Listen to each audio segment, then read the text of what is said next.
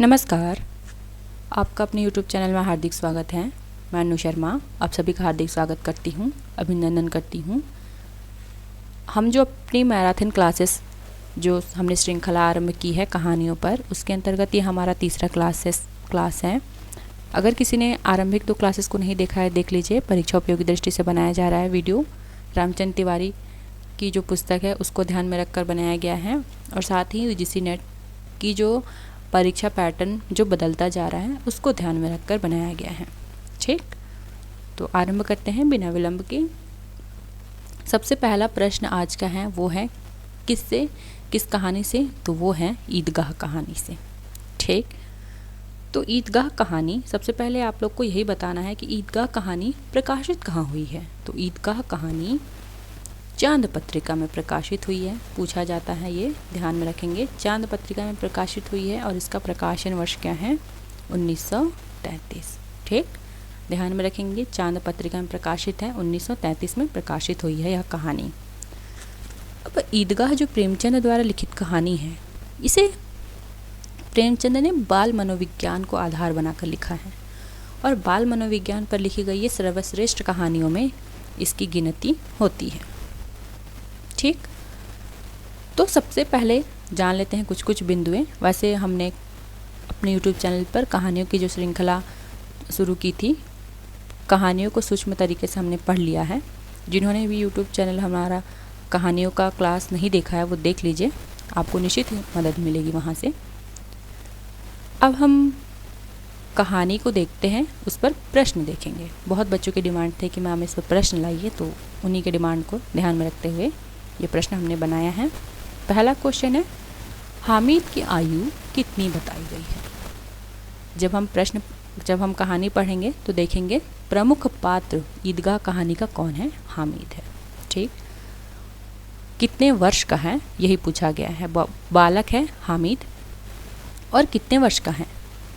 6-7 वर्ष का है, 4-5 वर्ष का है, 8-9 वर्ष का है, या 10 वर्ष का है? कहानी में प्रेमचंद हामिद की आयु 4-5 वर्ष बताते हैं, ध्यान में रखेंगे। तो इसका बी ऑप्शन सही है। हामिद की आयु कितनी है? हामिद की आयु कितनी बताई गई है? तो हामिद 4-5 वर्ष का बालक है। ठीक है, और उसकी दादी, 2 ही पात्र इसमें प्रमुख है, हामिद और उसकी दादी। उसकी दादी का क्या नाम है? अमीना। ठीक, और इसके अलावा उस हामिद के माँ बाप की मृत्यु हो चुकी है। हम आगे पढ़ेंगे उस पर भी प्रश्न। देखते हैं आगे।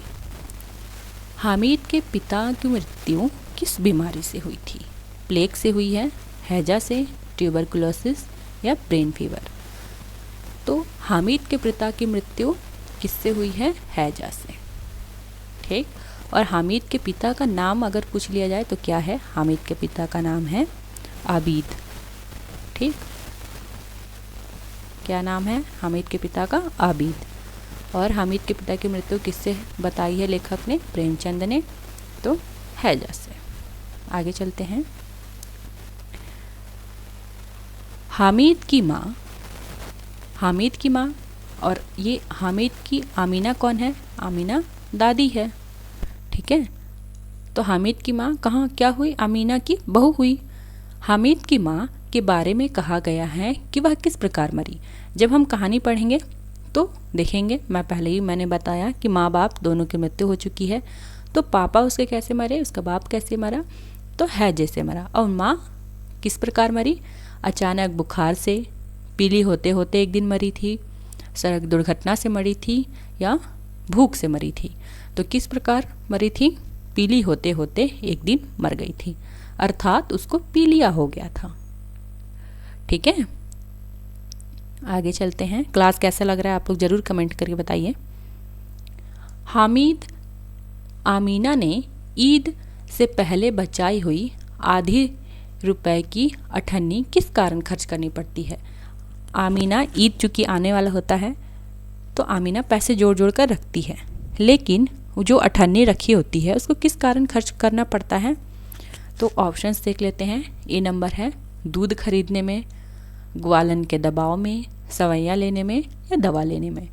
तो ग्वालन के दबाव में उसने जो अठन्नी रखी होती है उसको खर्च करना पड़ता है। ठीक है, आगे चलते हैं। ईद पर आमीना के पास कुल कितने पैसे बचे थे? हामिद के 3 पैसे को छोड़कर। जब हम देखेंगे कि जितने भी पैसे होते हैं उसमें से हामिद के पास 3 पैसे होते हैं, तो हामिद के 3 पैसे को छोड़कर आमीना के पास केवल कितने पैसे बचे हैं? 4 पैसे बचे हैं, 5 पैसे, 6 पैसे और 2 पैसे। तो कितने पैसे बचे हैं? हामिद वाले 3 पैसे को छोड़कर 5 पैसे बचे हैं। ठीक है, और ये ध्यान में रखिएगा, यहाँ पैसे का जिक्र है, रुपए का जिक्र नहीं है। 5 रुपए दे देता है तो रुपए में करके नहीं आ जाना है, 5 पैसा है ये। ठीक है, आगे चलते हैं। हामिद के साथ ईदगाह जाने वाले बालकों में सबसे अधिक पैसे किसके पास थे? हामिद के साथ कौन कौन जाता है? हामिद अपने दोस्तों के साथ ईदगाह जाता है। उसको दोस्तों में कौन कौन है? मोहसिन है, महमूद है, नूरे, शम्मी, ये सभी उसके दोस्त हैं। ठीक है, और ईदगाह जाने वाले में बच्चों में सबसे अधिक पैसे किसके पास होते हैं? तो सबसे अधिक पैसे होते हैं, बताते चलिए, आप लोग को जो प्रश्न आ रहा है उसको कमेंट भी करते चलेंगे। ठीक है, तो सबसे अधिक पैसे हैं हामिद, महमूद, मोहसिन या नूरे के पास। तो मोहसिन के पास। और मोहसिन के पास कितने पैसे हैं? अगर ये भी तो प्रश्न बन सकता है ना कि सबसे अधिक पैसे मोहसिन के पास हैं तो कितने पैसे हैं? तो ध्यान में रख लीजिएगा, 15 पैसे हैं। कितने पैसे हैं? 15 पैसे। ठीक है, जो आप लोग को इसमें से उत्तर अगर पता है तो आप कमेंट में लिखते चलिएगा, इससे आपका आकलन भी होता रहेगा। ठीक, हामिद की जेब में कुल कितने पैसे थे? हामिद की जेब में कुल कितने पैसे हैं? 5 पैसे, 3 पैसे, 6 पैसे, 4 पैसे। तो पहले ही प्रश्न में हमने देखा, मैंने बताया कि हामिद की जेब में कुल 3 पैसे हैं। ठीक है, आगे चलते हैं। रास्ते में बच्चों ने जिन्नात का जिक्र किया। किसका जिक्र किया है? जिन्नात का। मोहसिन ने कहा कि चौधरी साहब किनके काबू में रहते हैं? मोहसिन कहता है कि जिन्नात लोग किसके काबू में रहते हैं? तो ध्यान में रखेंगे, फरिश्तों के, देवताओं के, जिन्नात के या शैतान के। तो चौधरी साहब किनके काबू में रहते हैं? जिन्नात के। ठीक है, भूत के अर्थात। खर्ची जिसका क्या अर्थ होता है? खर्ची अर्थात झूला होता है। खर्ची पर चढ़ने का दाम कितना था? देखेंगे कि बच्चे, चूँकि हामिद नहीं चढ़ता है, खर्ची पर अगर पूछ लिया जाए कि कौन नहीं चढ़ता है तो हामिद नहीं चढ़ता है, बाकी बच्चे मोहसिन, महमूद, नूरे ये सभी चढ़ते हैं झूले पर। तो झूले पर चढ़ने का दाम कितना था? तो झूले पर चढ़ने का दाम आधा पैसा, 1 पैसा, 2 पैसा या 3 पैसा। कितना था बता दीजिए। तो 1 पैसा। ठीक, झूले पर चढ़ने का दाम कितना है? 1 पैसा, अर्थात हमारा बी ऑप्शन सही है। बच्चों ने कौन कौन से खिलौने खरीदे? बच्चों ने कौन कौन से खिलौने खरीदे थे? वकील, धोबिन, सिपाही, भिस्ती या राजा, रानी, पुजारी, धोबिन, फकीर, वकील, मौलवी, बच्चा या लोहा, किसान, दारोगा, साधु। इसमें से हम देखेंगे कि बच्चों ने ए ऑप्शन जो है वकील किसने लिया था? बहुत ही इम्पॉर्टेंट है ये सभी जानना। वकील लिया था नूरे जो हामिद का मित्र है, नूरे ने क्या लिया था? वकील। धोबिन कौन लेता है? तो सम्मी एक लड़की है, वह क्या लेती है? धोबिन के साथ एक और चीज़ लेती है सम्मी, वह क्या लेती है? तो वह लेती है खंजड़ी। क्या लेती है? खंजड़ी। ठीक, एक धोबिन लेती है और एक खंजड़ी लेती है। सिपाही कौन लेता है? सिपाही लेता है महमूद क्या लेता है? सिपाही। ठीक, ये सभी अपने आप में एक प्रश्न है, ध्यान में रखेंगे। भिस्ती कौन लेता है? तो मोहसिन क्या लेता है? भिस्ती। ठीक है, आगे चलते हैं। खिलौने की कीमत कितनी थी? जो अभी हमने पढ़ा कि सबने खिलौने लिया था, तो खिलौने की कीमत कितनी थी, सबने कितने के खिलौने लिए थे, 1 पैसे, 2 पैसे, 3 पैसे या 4 पैसे। तो खिलौने की कीमत 2 पैसे थी। ठीक, आगे चलते हैं। हामिद ने खिलौना ना लेकर क्या खरीदा था? तो ये सभी को जानकारी होगी। कलछी खरीदा, चूल्हा खरीदा, चिमटा खरीदा या तवा खरीदा? क्या खरीदा था? चिमटा खरीदा था। ठीक, दुकानदार ने चिमटे की कीमत पहले कितने बताई थी? यहाँ प्रश्न को ध्यान में रखेंगे, पहले कितने बताई थी? 4 पैसे, 5 पैसे, 6 पैसे या 7 पैसे? तो हामिद जब दुकानदार से पूछता है कि चिमटे की कीमत कितनी है, तो चूंकि वो देखता है कि हामिद के साथ कोई है ही नहीं, पहले तो बताता है कि तुम क्या करोगे, तुम्हारे काम का यह चिमटा है नहीं। पर जब वो देखता है कि हामिद उसको लेना चाह रहा है, तो वो कहता है, पहले कितना कहता है कि चिमटा जो है वह 6 पैसे का है। ठीक, हामिद ने चिमटा कितने पैसे में खरीदा? पहले चूंकि बताया कितना है, दुकानदार ने दाम 6 पैसा बताया है, लेकिन खरीदता कितने पैसे में है? तो खरीदता है हामिद 2 पैसे, 3 पैसे, 4 पैसे या 5 पैसे। तो कितने पैसे में? 3 पैसे में। आगे चलते हैं। हामिद चिमटे को शुरुआत में किस रूप में प्रयोग करता है? जब हम देखेंगे कि सभी उसके जो मित्र हैं अपने वकील, सिपाही, धोबीन आदि को बड़ा बता रहे थे, तो हामिद भी अपने चिमटे को सबसे बड़ा बताता है। और सबसे पहले किस रूप में बड़ा बताता है? सबसे पहले बताता है चिमटा जो है वो बंदूक के काम आता है, या तलवार के, या मंजीरा के, या ढाल के। तो पहला क्या बताता है? बंदूक के काम में। ठीक, आगे। हामिद ने मोहसिन को कैसे चिढ़ाया था? भिश्ती गिरा दिया तो पसली टूट जाएगी, खिलौना रंग छोड़ देगा। क्या कहता है? मिठाई से मुंह सड़ जाएगा, खर्ची टूट जाएगी। तो किस तरह चिढ़ाता है हामिद मोहसिन को? तो जब वो खिलौने लेकर आता है, तो वो हामिद कहता है कि भिश्ती, मोहसिन क्या खरीदता है? मैंने पहले ही बताया था कि मोहसिन भिश्ती खरीदता है। तो हामिद उसको चिढ़ाता है, क्योंकि मोहसिन हामिद को छूने नहीं देता है खिलौने। ठीक, तो इसी कारण वह कहता है कि तुम्हारा भिश्ती जो कि मिट्टी का बना है वो गिर गया तो उसकी पसली टूट जाएगी, यही कहकर वो चिढ़ाता है। तो इसका ए ऑप्शन सही है। ठीक, आगे चलते हैं। हामिद ने चिमटों को किस उपाधि से गौरवान्वित किया, या किस उपाधि से विभूषित किया था? किसने? हामिद ने। लोहे के देवता, बहादुर शेर, रुस्तम-ए-हिंद, खिलौने का राजा। तो क्या कहता है हामिद अपने चिमटे को? तो रुस्तम-ए-हिंद कहता है। ठीक, आगे चलते हैं। सम्मी ने कौन सा खिलौना लिया था? ये तो हम पहले ही मैंने बताया कि सम्मी ने क्या लिया था? धोबिन लिया था, इसके साथ ही एक खंजरी लिया था। सिपाही, आप लोग अब मुझे कमेंट में बताइए कि सिपाही, भिश्ती और वकील किस किस पात्र ने लिया था?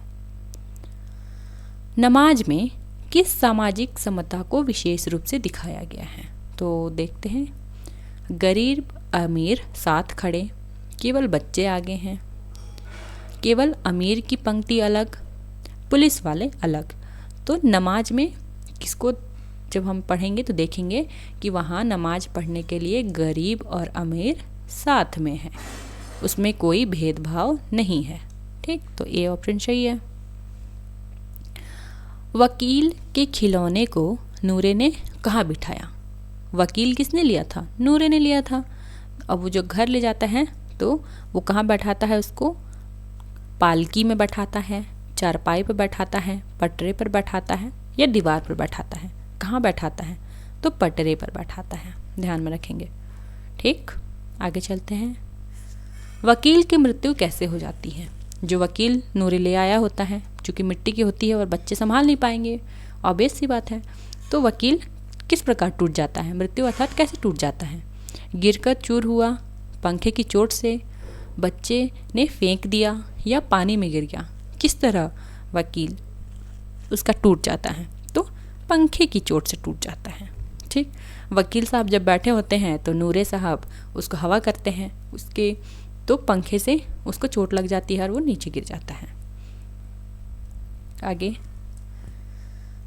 सिपाही खिलौना लंगड़ा क्यों हो गया? सिपाही किसने लिया था? आप लोग अब मुझे कमेंट करके बताइएगा। सिपाही किस प्रकार लंगड़ा हो जाता है? मैं ही बता देती हूँ ताकि क्रम बैठता रहे। सिपाही मोहसिन ने लिया था, और तो टूटता किस प्रकार है? माफ़ कीजिएगा, सिपाही किसने लिया था? महमूद ने, ध्यान में रखेंगे। मोहसिन ने तो भिस्ती लिया था, ठीक। सिपाही कौन सा पात्र लेता है? महमूद। सिपाही कैसे लंगड़ा हो जाता है? झगड़े में पैर टूट गया, झूले से गिर गया, टोकरी से गिरते समय पैर टूट गया, ये बच्चे ने जानबूझकर मारा। किस प्रकार टूटता है? सिपाही किस प्रकार लंगड़ा होता है? तो वह टोकरी से गिरकर या गिरते समय वह उसका पैर टूट जाता है, टोकरी में रखता है, उसी समय उसका गिरकर पैर टूट जाता है, ठीक। आमीना ने हामिद को देखकर पहले क्यों डांटा? क्यों? उसने खर्च कर दिया, वह खो गया था, उसने खाने के बजाय चिमटा खरीदा, उसने झूला नहीं लिया था। जब हम देखेंगे कि हामिद जब आता है ईदगाह से लौटकर, क्योंकि उसके पास 3 ही पैसे थे और 3 पैसे के वह क्या लेता है?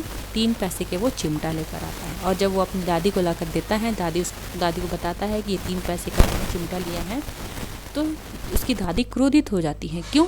क्योंकि आमीना जानती है कि बच्चा है और उसका मन होगा, चूँकि मेला लगा है, मेले में तरह तरह की मिठाइयाँ, तरह तरह के खिलौने, झूले आदि लगे हैं, लेकिन हामिद इन सब चीज़ों में पैसा ना खर्च करके अपनी दादी के लिए क्या खरीद कर लाता है? चिमटा खरीद कर लाता है। तो वह बोलती है कि तुमको खाना पीना खाना चाहिए था और तुम क्या लाए हो? यह चिमटा लाए हो, ठीक। हामिद के चिमटे को देखकर आमीना का क्रोध किस में बदल गया? और गुस्से में बदल गया, उदासी में, स्नेह और आंसू में, मौन अवसाद में। तो किस में बदल जाता है?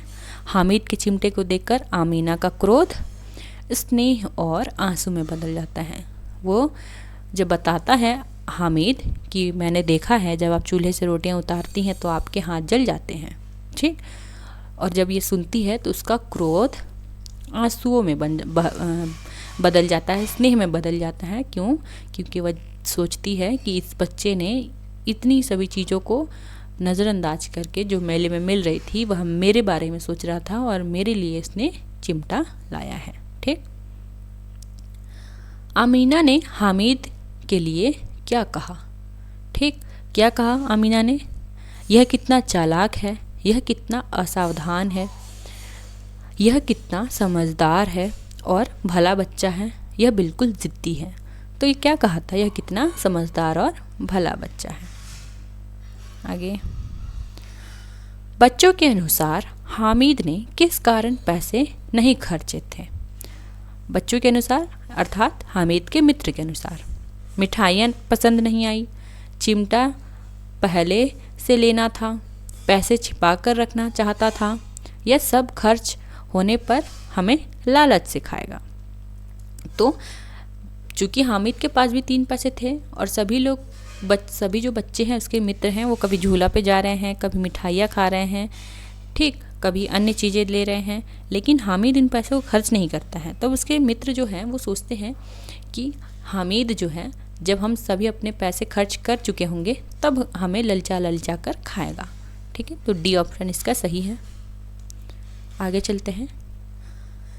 मोहसिन ने हामिद को क्या चिढ़ाई? 3 पैसे वाले हामिद मोहसिन बदमाश, गरीब हामिद खिलौना ना देने वाला। तो हामिद मोहसिन बदमाश, ये थोड़ा सा प्रश्न गलत हो रहा है टाइपिंग में, इसको छोड़ सकते हैं हम लोग।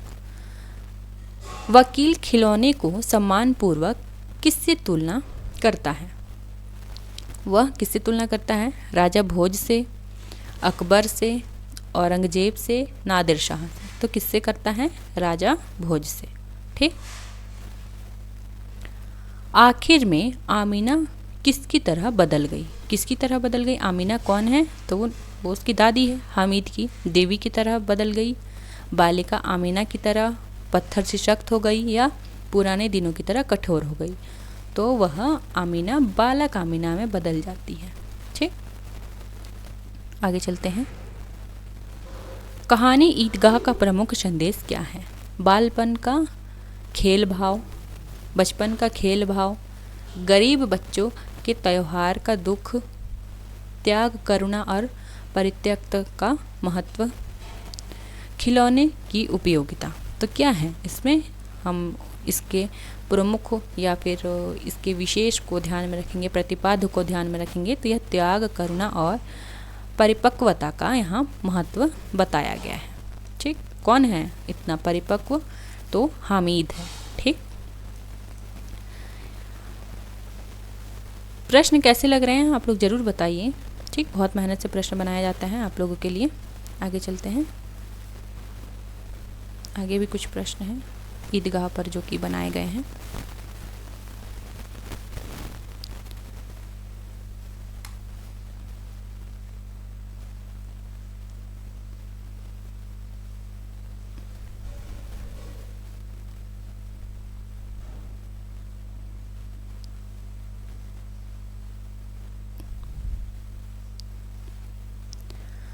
आशा तो बड़ी चीज है और फिर बच्चों की आशा, उसकी कल्पना तो राई का पर्वत बना लेती है। बहुत महत्वपूर्ण कथन है, मोस्ट इम्पॉर्टेंट लगा लीजिए, पूछा जा चूँकि सभी प्रश्न अपने आप में महत्वपूर्ण हैं। ठीक है, आशा तो बड़ी चीज़ है और फिर बच्चों की आशा, उनकी कल्पना तो राई का पर्वत बना लेती है। यह कथन किस कहानी से उद्धृत है? तीसरी कसम, लाल पान की बेगम, ईदगाह या सिक्का बदल गया। तो किस कहानी से उद्धृत है यह कथन? ईदगाह कहानी से उद्धृत है, ध्यान में रखेंगे। ठीक, आगे चलते हैं। किसने बुलाया था इस निगोड़ी ईद को? इस घर में उसका काम नहीं। प्रस्तुत कथन किसका है? तो हामिद का है, मोहसिन का है, आमीना का है या महमूद का है? तो यह कथन किसका है? यह बूढ़ी आमीना का है। ठीक, और क्यों कहती है वो? क्योंकि वो बहुत अपने आप वृद्ध है, सभी कार्य करने में वो समर्थ है नहीं, और उसी में ईद आ गया है। ईद यानी सभी बच्चे नए नई चीज़ें खरीदेंगे, नए नए कपड़े पहनेंगे, लेकिन उसके पास इतने पैसे नहीं हैं कि वो हामिद के लिए इतनी चीज़ें ले सके। इसीलिए वो कहती है ईद को ही कि इसने ईद को किसने ही बुलाया था। ठीक, यह अदालत है, यह कॉलेज है, यह क्लब घर है। इतने बड़े कॉलेज में कितने लड़के पढ़ते होंगे?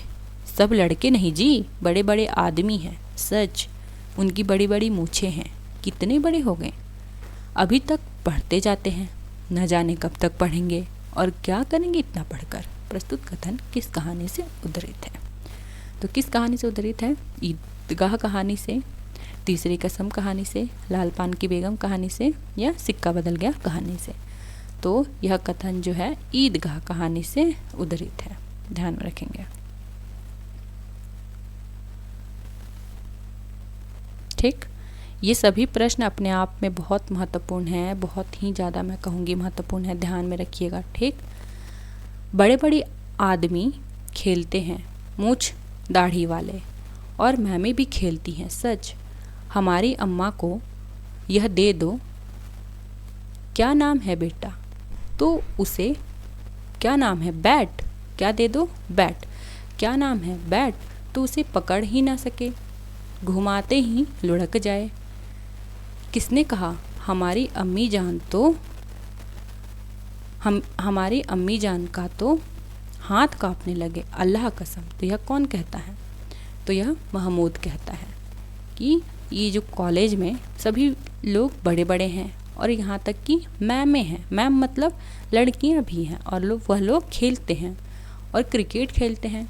तो इस पर महमूद कहता है कि हमारी अम्मी जान को अगर ये सभी दे दिया जाए, बैट पकड़ने को दे दिया जाए, तो उनके हाथ कांपने लगे। ठीक, आगे चलते हैं। मैं बार बार कह रही हूँ कि चूँकि ये प्रश्न अपने आप में महत्वपूर्ण है, आप लोग को ध्यान में रखना बहुत ही ज़रूरी है। ठीक है, आगे चलते हैं। चलो माँ ने आटा पीस डालती है, ज़रा सा बैट पकड़ लेगी तो हाथ कांपने लगेगा। सैकड़ों घड़े पानी रोज निकाल सकती है, 5 घड़े तो तेरी भैंस पी जाती है। किसी मैम को 1 घड़ा पानी भरना पड़े तो आँख तक अंधेरा आ जाए, आँख पर क्या हो जाए, अंधेरा आ जाए। महमूद लेकिन दौड़ती तो नहीं, उछल कूद तो नहीं करती, कौन कहता है यह कहता है मोहसिन। ठीक। जिन्नात को रुपए की क्या कमी, किस खजाने में जिस खजाने से चाहे चले जाए, लोहे के दरवाजे तक उन्हें नहीं रोक सकते जनाब। आप हैं किस फेर में, हीरे जवाहरात तक उसके पास रहते हैं, जिससे खुश हो गए उसे टोकरो जवाहरात दे दिए। अभी यहीं बैठे हैं, 5 मिनट में कलकत्ता पहुंच जाए। यह कौन कहता है? तो ये महमूद कह रहा है, मोहसिन कह रहा है, हामिद कह रहा है या सम्मी कह रहा है? तो कौन कहता है यह कथन? तो यह मोहसिन कहता है। ठीक, ध्यान में रखेंगे। तभी तुम बहुत जानते हो अली हजरत, यह चोरी करते हैं। शहर के जितने चोर डाकू हैं सब इनसे मोहल्ले में जाकर जागते रहो पुकारते हैं, तभी इन लोगों के पास इतने रुपए आते हैं। मेरे मामू एक थाने के कांस्टेबल है, 12 रुपये महीना पाते हैं। बहुत महत्वपूर्ण है, 12 रुपये महीना पाते हैं, लेकिन 50 रुपये घर भेजते हैं। अल्लाह कसम, 12 रुपये महीना पा रहा है और कितने रुपए भेज रहा है? 50 रुपये। तो यानी 12 से 50, इतना बड़ा गैप किस प्रकार आ रहा है? तो भ्रष्टाचार है। अल्लाह कसम, मैंने एक बार पूछा था, मामू आप इतने रुपए कहाँ से पाते हैं? हंसकर कहने लगे, बेटा अल्लाह देता है। कथन किसका है? तो यह कौन कहता है? तो यह मोहसिन कह रहा है, महमूद कह रहा है, हामिद कह रहा है या आमीना कह रही है? तो यह कथन मोहसिन का है। बहुत ही महत्वपूर्ण कथन है, ध्यान में रखेंगे। ठीक। अरे पागल, इन्हें कौन पकड़ेगा? पकड़ने वाले तो यह खुद हैं, लेकिन अल्लाह इन्हें सज़ा भी खूब देता है। हराम का माल हराम में जाता है। ठीक, हराम का माल हराम में जाता है। कौन कहता है? मोहसिन कहता है, महमूद, हामिद या शम्मी? कौन कहता है? तो यह मोहसिन का कथन है। बहुत ही महत्वपूर्ण है, ध्यान में रखेंगे कि हराम का माल तो हराम में जाता है। और किसके संदर्भ में कहता है? उसके मामू के संदर्भ में, जो 12 रुपये पाते थे सैलरी और 50 रुपये घर भेजते थे। ठीक। सहसा ईदगाह नजर आई, ऊपर इमली के घने वृक्ष की छाया है। ये प्रश्न बहुत अपने आप में बहुत बड़ा प्रश्न है। तो ईदगाह के ऊपर किस वृक्ष की छाया है? यहाँ से यह एक और प्रश्न बन सकता है। तो इमली के वृक्ष की छाया है। ठीक। नीचे पक्का फर्श है जिस पर जाजम बिछा हुआ है। ठीक। और रोजेदारों की पंक्तियाँ एक के पीछे एक न जाने कहाँ तक चली गई है, पक्की जगत के नीचे तक, जहाँ जाजम भी नहीं है। नए आने वाले आकर पीछे की कतार में खड़े हो जाते हैं। मतलब जाजम मतलब कुछ एक चादर टाइप का, जहाँ बिछा भी नहीं है वहाँ तक पंक्तियाँ चली गई हैं। मतलब इतने लोग ईदगाह में आए हैं, जहाँ तक बिछी हुई थी चादर वगैरह उसकी आगे तक लाइन चली गई है। ठीक। तो यह किस कहानी से उद्धृत है यह कथन? तो ईदगाह, तीसरी कसम, लाल पान की बेगम या अमृतसर आ गया। तो ईदगाह कहानी से। तुम्हारे काम का नहीं है जी, बिकाऊ है कि नहीं? बिकाऊ क्यों नहीं है और यहाँ क्यों लाद लाए हैं? तो बताते क्यों नहीं कि कै पैसे के हैं? 6 पैसे लगेंगे। यह कथन है तुम्हारे काम का नहीं है जी। यह कौन कह रहा है? यह दुकानदार कह रहा है। इस पर हामिद कह रहा है बिकाऊ है कि नहीं जी। तो दुकानदार क्या कह रहा है? बिकाऊ क्यों नहीं है? अगर बिकाऊ नहीं होता तो हम यहाँ क्यों लाद लाए होते? तो बताते नहीं कितने पैसे के हैं? तो 6 पैसे के। कौन कहता है? तो हामिद कहता है, नूरे, मोहसिन, दुकानदार या शम्मी? तो ये दुकानदार कहता है। क्योंकि पहले वो बताता ही नहीं है कि कितने पैसे के है ये चिमटा। क्यों नहीं बताता है? क्योंकि वो देखता है कि हामिद के पीछे कोई बड़ा व्यक्ति नहीं है, मतलब कोई वृद्ध व्यक्ति नहीं है, और जो हामिद है वो बहुत छोटा बालक है, इसलिए वो कहता है कि तुम्हारे काम का नहीं है ये। तो इस पर कहता है हामिद कि बिकाऊ है कि नहीं, बिकने वाला है ना, तुम बेचोगे ना इसको? तो वो कहता है बिकाऊ नहीं है तो क्या हम ऐसे ही लाद लाए हैं, तो कितने पैसे के दोगे? 6 पैसे के। तो किसका कथन है? दुकानदार का। ठीक, अब चलते हैं, ये हमारा ईदगाह पर प्रश्न था। अब फिर चलते हैं अपने अन्य जो महत्वपूर्ण प्रश्न हैं उस पर। ईदगाह कहानी यहाँ कंप्लीट हो रही है। अब तीसरी कसम। ठीक, हीरामन कितने साल से गाड़ी हाँक रहा है? 10 साल से हाँक रहा है। अभी ये तीसरी कसम कहानी किस कहानी संग्रह में संकलित है? सबसे पहले मुझे आप लोग ये कमेंट में बताइए। ये अपने आप में एक महत्वपूर्ण प्रश्न है कि तीसरी कसम किस कहानी संग्रह में संकलित है? तो ठुमरी। ध्यान में रख लेंगे, बहुत ही महत्वपूर्ण है। ध्यान में नहीं है तो ध्यान में रखना ज़रूरी है आप लोग को। ठुमरी में संकलित है। और ठुमरी जो कहानी संग्रह है उसका प्रकाशन 1959 में इसका प्रकाशन हुआ है। ठीक, 1959 में इसका प्रकाशन है। और किस प्रकार की कहानी है तीसरी कसम? तो आंचलिक कहानी है। इसके साथ ही इस कहानी का प्रतिपादक क्या है? तो इसमें हम देखेंगे कि प्रेम की पीड़ा और उसकी भीनी खुशबू देखने को मिलेगी। और इस कहानी का नायक कौन है? इस कहानी का नायक है हीरामन। और क्या करता है? वो गाड़ीवान है, गाड़ी हाँकता है। ठीक है, इसके अलावा हीराबाई एक पात्र है जो कंपनी की औरत है। इसके अलावा अनेक गौण पात्र है, लाल मोहर, धुन्नीराम, पलटदास। ये तीसरी कसम मैंने अपने यूट्यूब चैनल पर पढ़ाया है, जिन्होंने नहीं देखा है वो देख लीजिएगा, वीडियो महत्वपूर्ण है।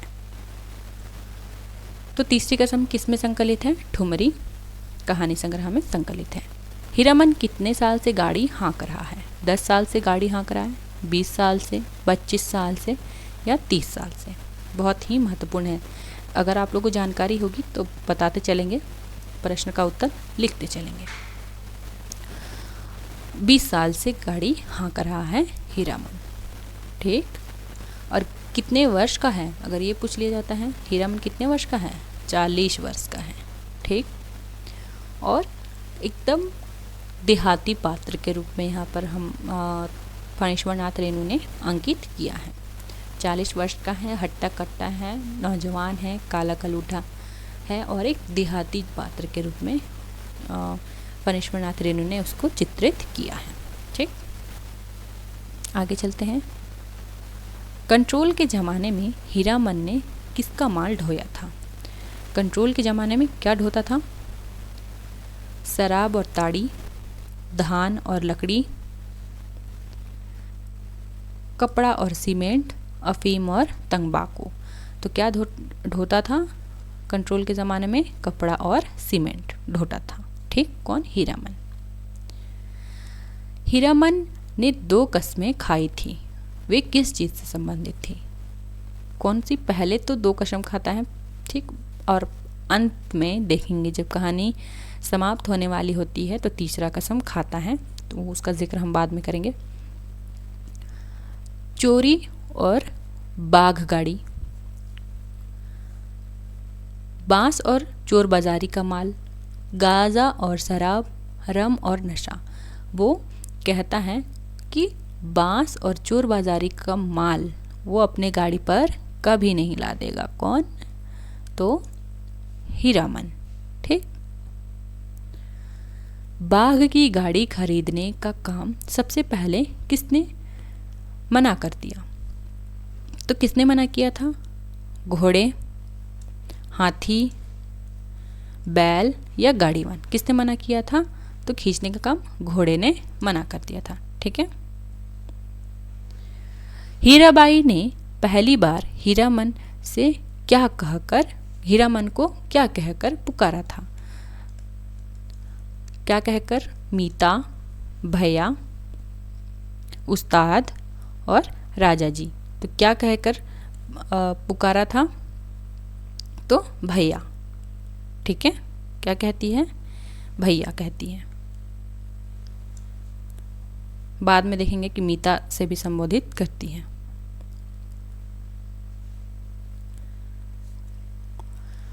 हीरामन को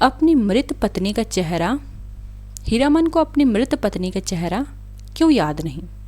ऑप्शन है, दुल्हन शादी के बाद भाग गई थी, गौना होने के पहले ही दुल्हन मर गई थी, बहुत छोटी थी और लंबी बीमारी में मर गई, हादसे में मर गई थी।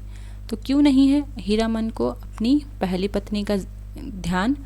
क्यों नहीं? क्योंकि गौना होने के पहले ही उसकी जो हीरामन की जो दुल्हन थी वो मर गई थी। ठीक है, इसलिए उसको अपनी मृत पत्नी का चेहरा ध्यान नहीं है। हीराबाई किस प्रकार की गायिका या कलाकार थी? किस प्रकार की गायिका थी? शास्त्रीय गायिका, लैला का रोल करने वाली नौटंकी कलाकार, फिल्म अभिनेत्री या सर्कस की मालकिन? तो क्या थी हीराबाई? हीराबाई कौन है? एक हीरामन चूँकि प्रमुख पात्र है और हीराबाई प्रमुख हीरामन और हीराबाई प्रमुख पात्रों में सम्मिलित है और ये लैला का रोल करने वाली नौटंकी कलाकार थी। कौन? हीराबाई। ठीक। हीरामन अपनी भाभी से क्यों डरता था? क्यों डरता था हीरामन अपनी भाभी से? भाभी उसकी शादी तय नहीं होने देती थी, भाभी गुस्सैल थी, या भाभी उसका पैसा छीन लेती थी, या भाभी ही घर की मुखिया थी? तो क्यों नहीं? तो भाभी उसकी शादी तय नहीं होने देती थी। ठीक। हीरामन ने बांस की लदनी ढोना क्यों छोड़ दिया था? किसकी लदनी? बांस की लदनी। तो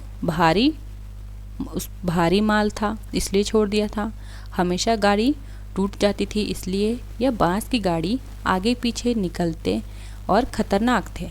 बांस की गाड़ी से बांस जो होता था क्या होता था? आगे पीछे निकला रहता था, वो ख़तरनाक था इसलिए, या पुलिस ने मना कर दिया था। तो क्यों छोड़ दिया था उसने? तो बांस की गाड़ी आगे पीछे निकले रहती थी और ये जो खतरनाक हो सकता था, इसी कारण उसने ये कार्य करना छोड़ दिया था। ठीक।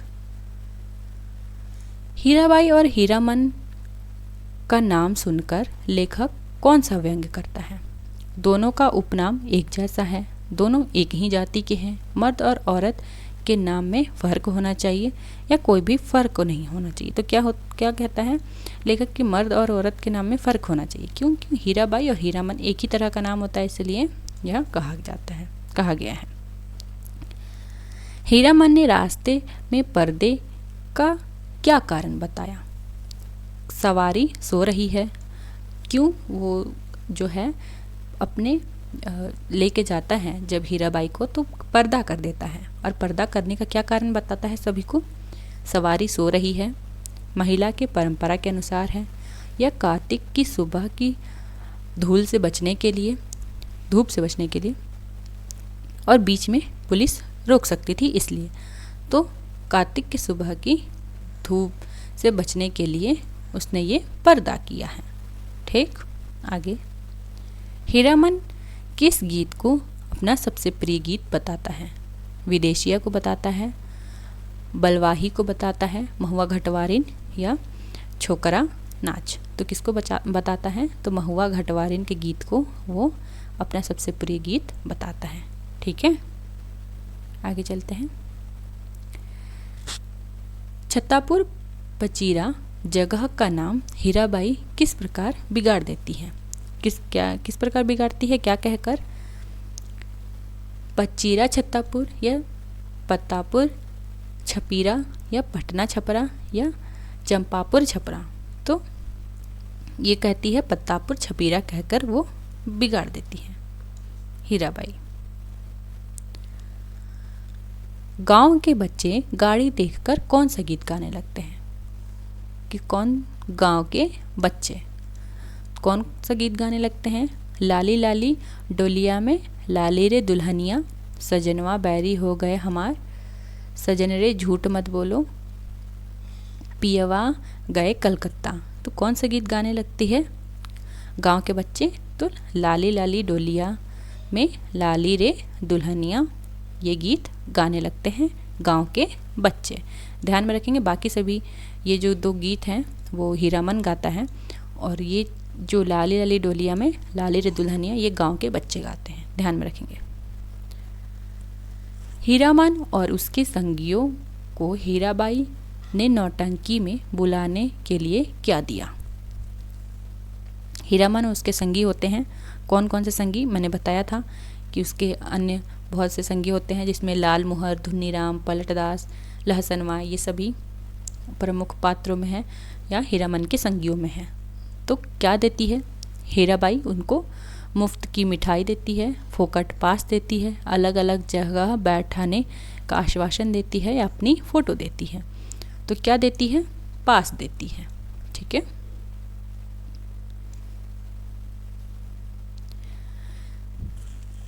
हीरामन को हीराबाई से पहली बार कैसी खुशबू महसूस होने लगी थी? कैसी खुशबू महसूस होने लगी थी हीरामन को हीराबाई से? गुलाब की, चंपा की, चंदन की या केवड़ा की? तो किस प्रकार की खुशबू महसूस होती थी उसको? चंपा की। ठीक, आगे चलते हैं। हीरामन अपने बैलों से कैसा व्यवहार करता था? उन्हें मारता पीटता था हमेशा, भाई की तरह प्यार करता था, नौकर समझता था या बाजार में बेचना चाहता था? किस प्रकार चाहता था अपने बैलों को हीरामन? तो वो अपने भाइयों की तरह प्यार करता था। किसको?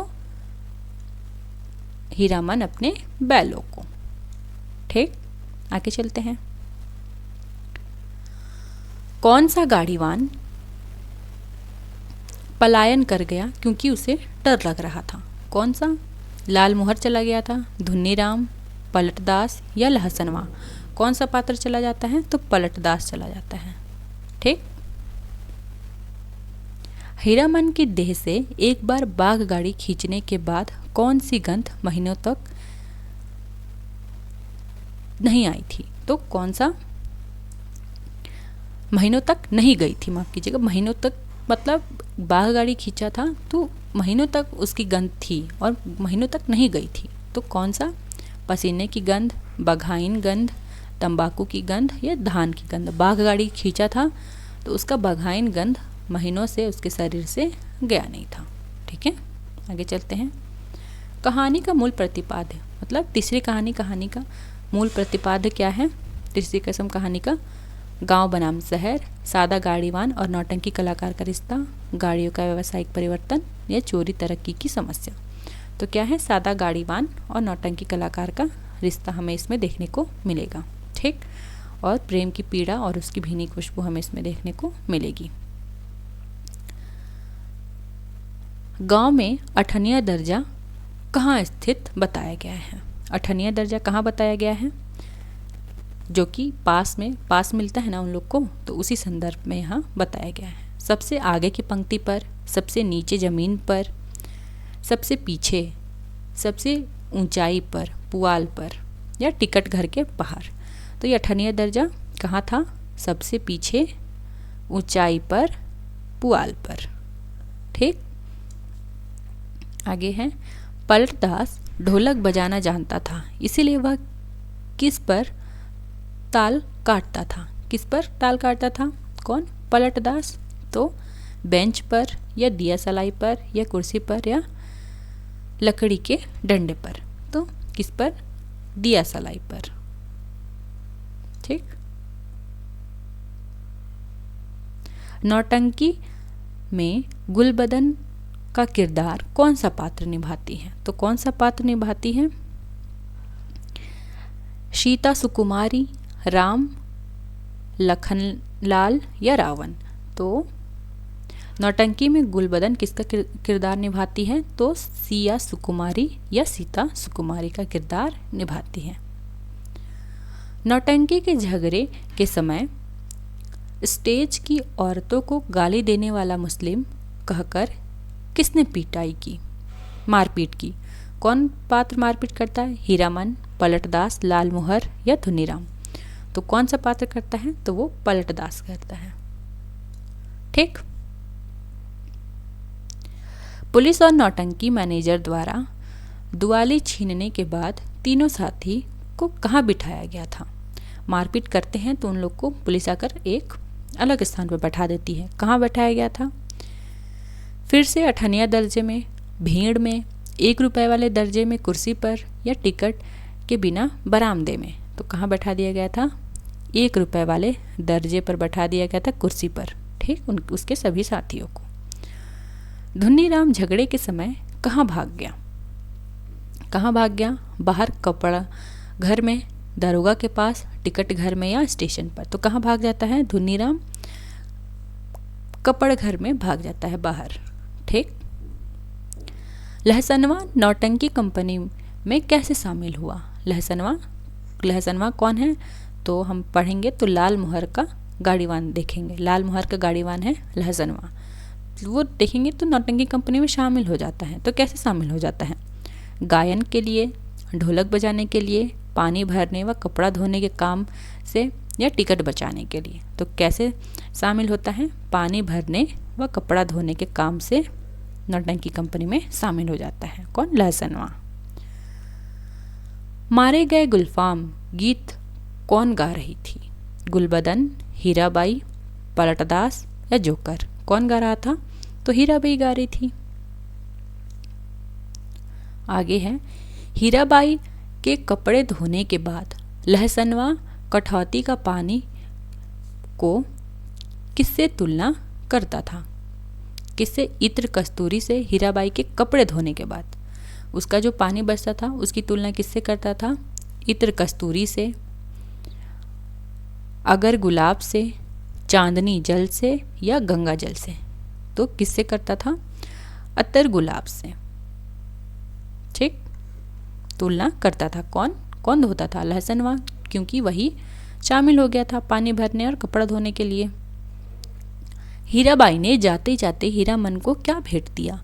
गुलाब का फूल, बांसुरी, थैला और रुपया, और पायल। तो क्या भेंट दिया था हीराबाई ने जाते समय? तो उसका थैला और कुछ रुपया दिया था। ठीक।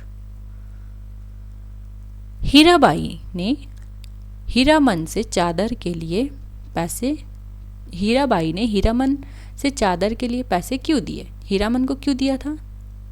हीराबाई ने पैसे सर्दी से बचने के लिए, गाय ढकने के लिए, बैल के लिए, या स्टेशन पर रुपया खर्च करने के लिए। तो किस लिए दिया था? चादर के लिए पैसे, सर्दी से बचने के लिए दिया था हीरामन को हीराबाई ने पैसे।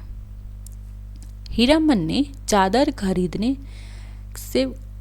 खरीदने के पैसे लेने से क्यों मना किया? वह पहले से अमीर था, उसके पास पहले से चादर थी, उसे पैसे से लगाव नहीं था। उसने खुदारपन और स्वाभिमान दिखाया। तो क्यों? तो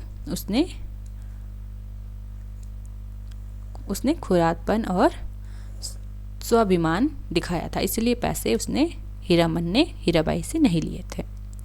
हीराबाई ने जाते समय किसके नाम का उदाहरण दिया कि हीरामन की भाभी उसे छोड़कर गई है? गुलबदन, महुआ घटवारिन, सिया सुकुमारी, और लहसनवा। तो किसका उदाहरण दिया था? महुआ घटवारिन का उदाहरण दिया था। कहानी के अंत में जब ट्रेन निकलती है तब हीरामन अपने अंगूठे से क्या करता है? मिट्टी को रेड़ता है, अपने पाँव की एड़ी कुचलता है, बैल को खुर घसीटता है, या मुंह पर हाथ मारता है। तो क्या करता है? अपने पाँव की एड़ी कुचलता है। ठीक। कहानी मारे गए गुलफाम का केंद्रीय भाव क्या है? गांव की गरीबी का वर्णन, नौटंकी की राजनीति, हीराबाई और हीरामन के रिश्ते में मासूम भावुकता व विश्वासघात, और बैलगाड़ी का श्रम। तो क्या है? एक तरह से हीराबाई और हीरामन के रिश्ते में मासूम भावुकता व विश्वासघात है। ठीक। अब जो हम कहानी, ये हमारा तीसरी कसम कहानी पर केंद्रित प्रश्न थे, तीसरी कहानी जो हमारे सिलेबस में लगी है। अब जो कहानी है वो है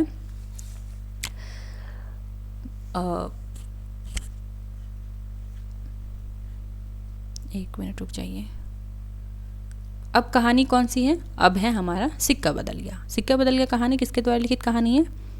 कृष्णा शोभती द्वारा लिखित कहानी है और महत्वपूर्ण कहानी है, ध्यान में रखना इसको जरूरी है। ठीक, अब सिक्का बदल गया यह कहानी सबसे पहले जुलाई 1948 में प्रतीक पत्रिका में, कौन सी पत्रिका है? पत्रिका का नाम ध्यान रखेंगे, प्रतीक पत्रिका में प्रकाशित हुई थी। ठीक, और ये संकलित किस में है? ये सिक्का बदल गया कहानी जो है वो बादलों के घेरे में संकलित है। किसमें? बादलों के घेरे में संकलित है। बादलों के घेरे जो कहानी संग्रह है उसका प्रकाशन वर्ष क्या है? 1980। ठीक, और किसका कहानी है ये? किसी कहानी संग्रह का नाम है बादलों के घेरे, तो कृष्णा शोभती की कहानी का नाम है। ठीक, सहानी सुबह नदी किनारे, ये सभी कहानियों को मैं पढ़ा चुकी हूँ, इसलिए अभी मैं बहुत ज़्यादा डिटेल एक्सप्लेन नहीं कर रही हूँ, नहीं तो वीडियो लेंदी हो जाएगा। ठीक, तो अभी जो केवल प्रश्न है उसे ही ध्यान में रख के चलेंगे। सहानी सुबह नदी किनारे स्नान करने कहाँ जाती थी? कहाँ जाती थी? गंगा के किनारे जाती थी, सतलुज के किनारे, चिनाब के किनारे या रावी के किनारे? तो कहाँ जाती थी सहानी सुबह स्नान करने? चिनाब के किनारे जाती थी। ठीक, सहानी पिछले कितने वर्षों से उसी घाट पर स्नान करते आ रही है? जो सहानी है, सिक्का बदल गया की प्रमुख पात्र है, वह कितने वर्षों से उसी घाट पर स्नान करते आ रही है? यह घाट अर्थात चिनाब के घाट पर। तो कितने वर्षों से? 20 वर्षों से, 50 वर्षों से, 30 वर्षों से या 40 वर्षों से? तो कितने वर्षों से वह उसी घाट पर स्नान करते आ रही है? 50 वर्षों से। ठीक, उत्तर है बी। सहानी किस देवता का नाम जपते हुए स्नान करती है? तो देखेंगे कहानी में जो सहानी है श्री राम करते हुए नदी के अंदर चली जाती है। तो शिव, राम, कृष्ण या विष्णु? तो राम जी का। कहानी में जम्मी वाला कुआं किससे जुड़ा है? तो कहानी में जम्मी वाला कुआं किससे जुड़ा है? पटवारी से, जमींदार साहजी से, गैर मुल्कियों से या मस्जिद का है? तो यह किससे जुड़ा है? जमींदार साहजी से जुड़ा है। कौन सा कुआं? जम्मी वाला कुआं। ठीक है, आगे चलते हैं। सेरा कौन है? तो सेरा कौन है? पटवारी है, चरवाहा है, सहानी का पालन पोषित अनाथ है या दाऊद खां का सिपाही है? तो सेरा, उसकी माँ का क्या नाम होता है? सेरे की माँ का नाम है जैना, जो कि मर गई जब सेरा बहुत बच्चा था, बहुत बालक था, तभी मर जाती है और उसको पाल पोष कर बड़ा करने का काम कौन करता है? सहानी करती है। ठीक, तो अनाथ बालक था सेरा। सेरा किस हथियार को सटाले के नीचे छुपाता है? तो किस हथियार को छुपाता है? तलवार को, लाठी को, गंडासा को और भाला को? तो गंडासा को छिपाता है वो। और किसको मारने के लिए लाया होता है? सहानी को। ये सभी हम चीज़ें पढ़ चुके हैं, इसलिए मैं डिटेल एक्सप्लेन नहीं कर रही हूँ। हसैना सहानी से किस रिश्ते से जुड़ी है? हसैना बहू, बहन, पड़ोसन और दाई। किस रिश्ते से जुड़ी है? तो वह बहू के रिश्ते से जुड़ी है। और ये हसैना कौन है? तो ये जो सेरा नामक पात्र है उसकी पत्नी का क्या नाम है? हसैना। सेरा अपनी बचपन की कौन सी स्मृति को याद करता है जो सहानी की ओर उसे खींच लाती है? तो कौन सी स्मृति को याद करता है? खेतों की सैर, दूध का कटोरा, कत्ल, लूट की साजिशें और मेले की यात्रा। तो वह कौन से सा चीज़ होता है जो गंडासा तो लेकर जाता है सहानी को मारने सेरा, लेकिन फिर उसे वापस मार नहीं पाता है? तो वो कटोरे की दूध जो छिपा छिपा कर सेरे के लिए लाया करती थी सहानी, उसी को याद करके वो रुक जाता है मारने। कहानी में कुल्लूवाला के लोग किसका प्रतीक हैं? तो कहानी में कुल्लूवाला के लोग किसका प्रतीक है? सहयोगी किसान, लुटेरे और हमलावर, मुस्लिम रैयत, थाना पुलिस। तो लुटेरे और हमलावर हैं ये कुल्लूवाला के लोग। ठीक, आगे चलते हैं। शाहजी की मृत्यु के कितने वर्ष बाद की स्थिति कहानी में चित्रित है? शाहजी जो कि सहानी के पति हैं और उनकी मृत्यु हो चुकी है, और कितने वर्ष पहले ही उनकी मृत्यु हो चुकी है कहानी में बताया गया है। लगभग 5-7 साल बाद की स्थिति का चित्रण है कहानी में, 1 दशक बाद का चित्रण है कहानी में, 2 वर्ष बाद, यह कहानी में स्पष्ट नहीं है। तो जब कहानी पढ़ेंगे तो लगभग 5-7 साल बाद की स्थिति का जिक्र है। ठीक, सहानी मुझे तो लड़के से बहु प्यारी है, यह कथन यह किससे कहा गया है? तो यह हसैना से। ठीक, लड़के से अर्थात शेरे से ज़्यादा बहु प्यारी है, तो सहानी कहती है, और कहती है हसैना से कहती है। हसैना कौन? मैं बता चुकी, शेरे की पत्नी का नाम है। बेगू पटवारी का चरित्र कहानी में कैसा दिखाया गया है? सहानी का विरोधी, सहानी का सेवक, मौके के अनुसार झुकने वाला या विद्रोही? तो किस प्रकार है बेगू पटवारी का चरित्र? तो मौके के अनुसार झुकने वाला है। ठीक, सहानी को जो लोग लेने आए हैं उसमें कौन था? तो सहानी को लोग लेने आए हैं उसमें कौन कौन है?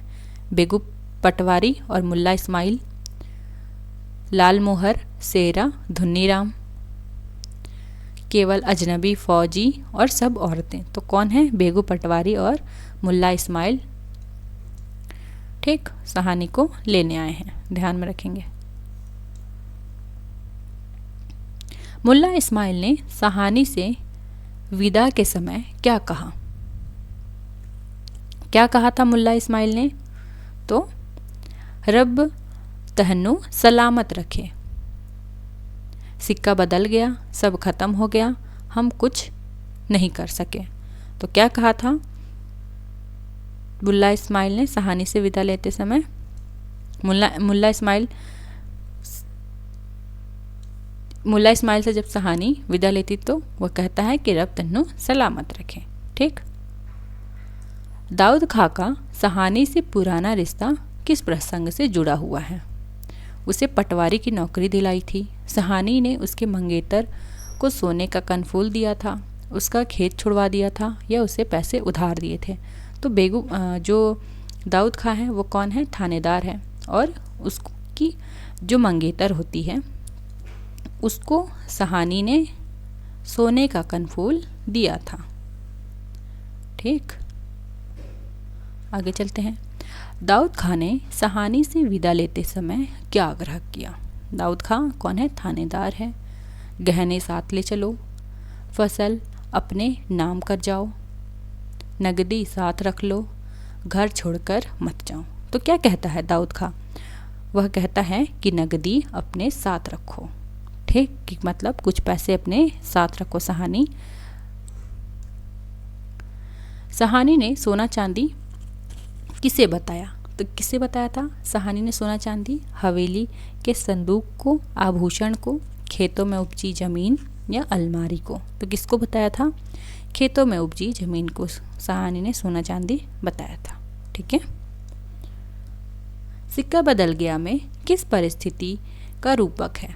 नई कृषि व्यवस्था का, सत्ता व राज बदलना या विभाजन का जिक्र है, नए कर कानून या स्वतंत्रता संग्राम। तो किसका जिक्र है? सिक्का बदल गया कहानी में सत्ता व राज के बदलने का अर्थात विभाजन का जिक्र है। ठीक, सहानी के घर से निकलने का दृश्य किस भाव को चरम पर ले जाता है? तो किस भाव को चरम पर ले जाता है? धन लालसा, सामाजिक सम्मान, विस्थापन और विक्षोभ, बदलाव और प्रतिशोध। तो किससे ले जाता है? विस्थापन और विक्षोभ को। ठीक, आगे चलते हैं। शेरा अंततः सहानी को क्या आशीर्वाद देता है? शेरा नहीं आशीर्वाद देता है, यहाँ सहानी कर लेंगे, ठीक है। सहानी अंततः शेरे को क्या आशीर्वाद देती है? तो तुम्हें गांव वापस मिल जाए, रब तन्हु सलामत रखे, तनु भाग जग्गन चन्ना, या सोना चांदी तेरे साथ रहे। मतलब वह आशीर्वाद देती है सहानी शेरे को कि तेरे भाग जागे, तेनु भाग चन्ना, ठीक। सहानी जब घर छोड़ती है तो कौन सबसे अधिक दर्द और लज्जा महसूस करता है? कौन करता है? शेरा, बेगू पटवारी, दाऊद खां और मुल्ला इस्माइल। तो कौन करता है सबसे अधिक लज्जा और दर्द? दाऊद खां, ठीक। सहानी किस निर्णय पर अडिग रही भले समय पलट गया? किस निर्णय पर अडिग रहती है? सोना चांदी साथ रखने पर, नगदी साथ रखने पर, सम्मान से घर छोड़ने पर, या झुककर भीख मांगने पर? तो किस फैसले पर अडिग रहती है? सम्मान से घर छोड़ती है, ठीक, और अपने साथ कुछ भी नहीं ले जाती। सहानी की याद में उसके पति साहजी का कौन सा रूप अंकित है? खेत जोतते हुए, बैंक का सौदागर, असमियों से सूद वसूलने वाला जमींदार, या सज्जन व्यापारी? तो किस रूप में उसका के पति का अंकन किया गया है? तो असमियों से सूद वसूलने वाला जमींदार, ठीक। शेरा सहानी की हत्या क्यों नहीं कर पाया? डर के कारण, सहानी की ममता और पुराने स्नेह ने उसे रोक लिया, दाऊद खां का भय था, या गांव वालों का दबाव था? तो क्यों नहीं हत्या कर पाता है?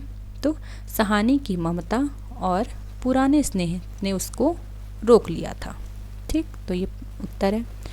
सहानी का अंतिम वाक्य उसके जीवन दर्शन को व्यक्त करता है।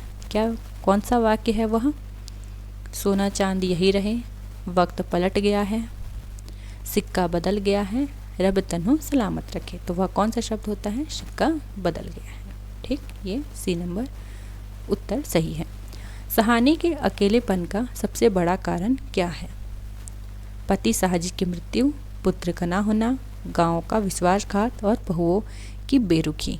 तो सबसे अकेलेपन का क्या कारण है? तो उसके पति साहजी की मृत्यु, ठीक। आगे चलते हैं। सहानी का यह वाक्य विभाजन कालीन विस्थापन की सार्वभौमिक पीड़ा को दर्शाता है। सोना चांदी जमीन में बिछा है, वक्त ही ऐसा है, सिक्का बदल गया है, देर हो रही है। तो कौन सा वाक्य दिखाता है? सिक्का बदल गया है, ठीक। विभाजनकालीन जो विस्थापन की समस्या या सार्वभौमिक पीड़ा को दर्शाता है।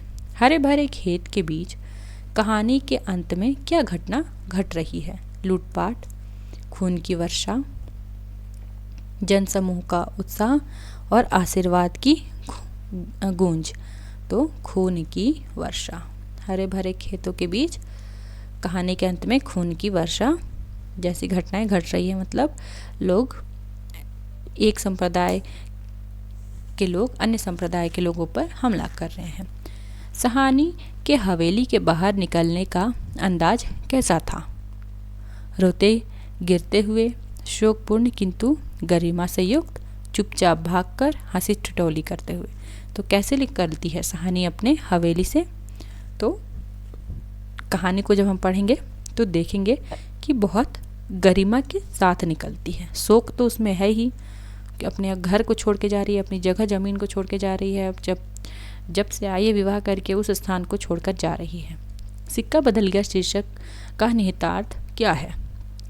जमींदारों की मुद्राएं बदलना, सत्ता परिवर्तन और मूल्य का उलट जाना, विभाजन के समय करेंसी का परिवर्तन, या सहानी का आभूषण बदलना। तो सत्ता परिवर्तन और मूल्य का उलट जाना, ये उसका निहितार्थ है। सिक्का बदल गया कहानी का, ठीक। इसके अलावा भी कुछ और प्रश्न है इस पर, जिसको हम देख लेंगे।